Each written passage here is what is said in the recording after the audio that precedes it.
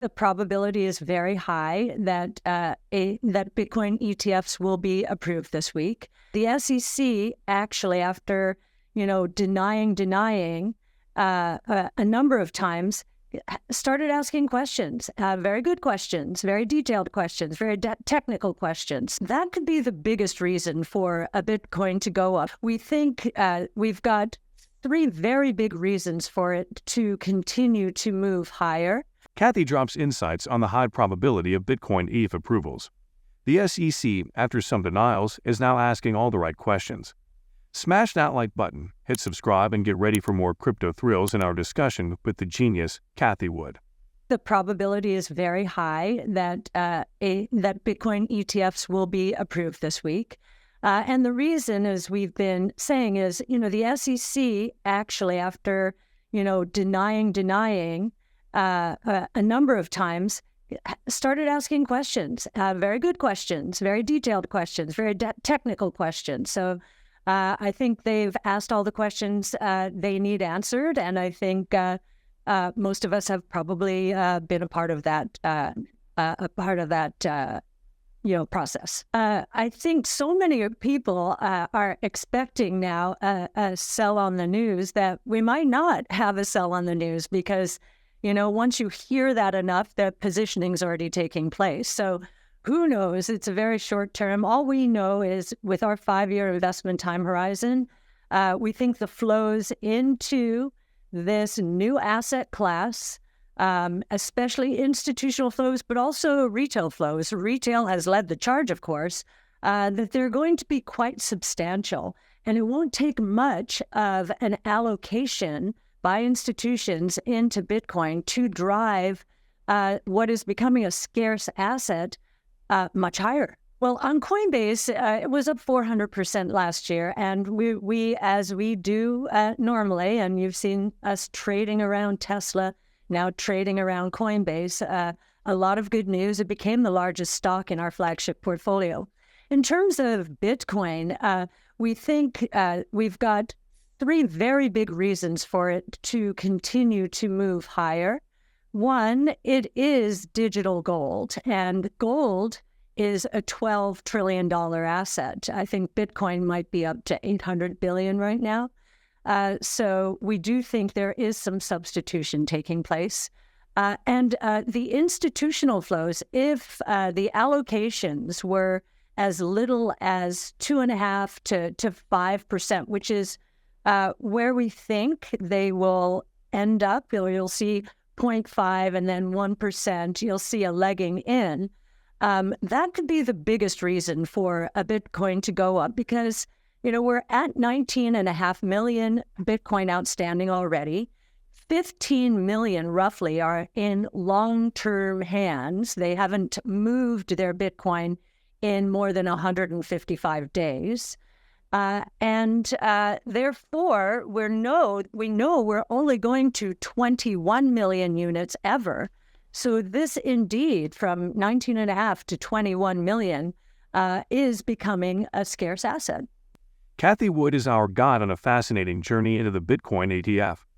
Let's highlight some of what Cathie said. The SEC, after a series of denials, has made a surprising shift by posing detailed and technical questions.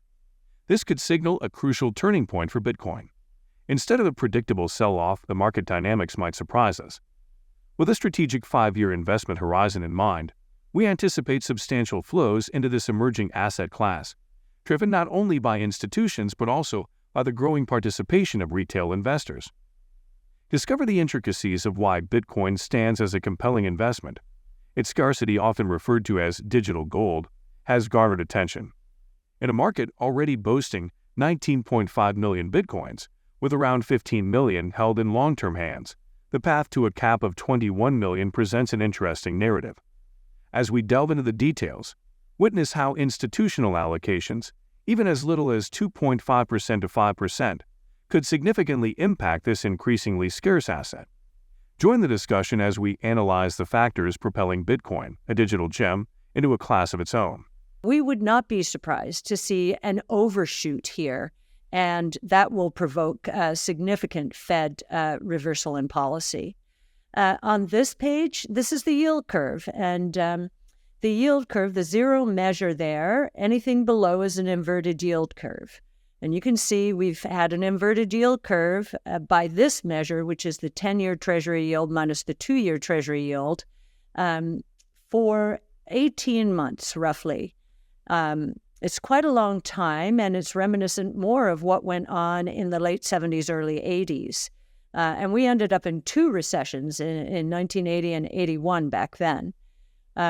So this would suggest that we're going into recession. The only consideration here, though, is if falling prices do ignite unit growth, meaning the unemployment rate doesn't go up too quickly, and corporations really start to understand that they can drive unit growth if they cut prices, that could be what this is signaling. We'll have to see. Right now, we do believe the higher probability is of recession.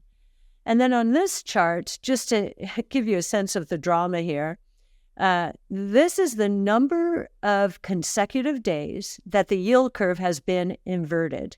And you can see the 3 most serious recessions that we've had in post-World War II experience are the 73 to 75 recession, the 1980 to, really, it was one big recession from 80 to 83.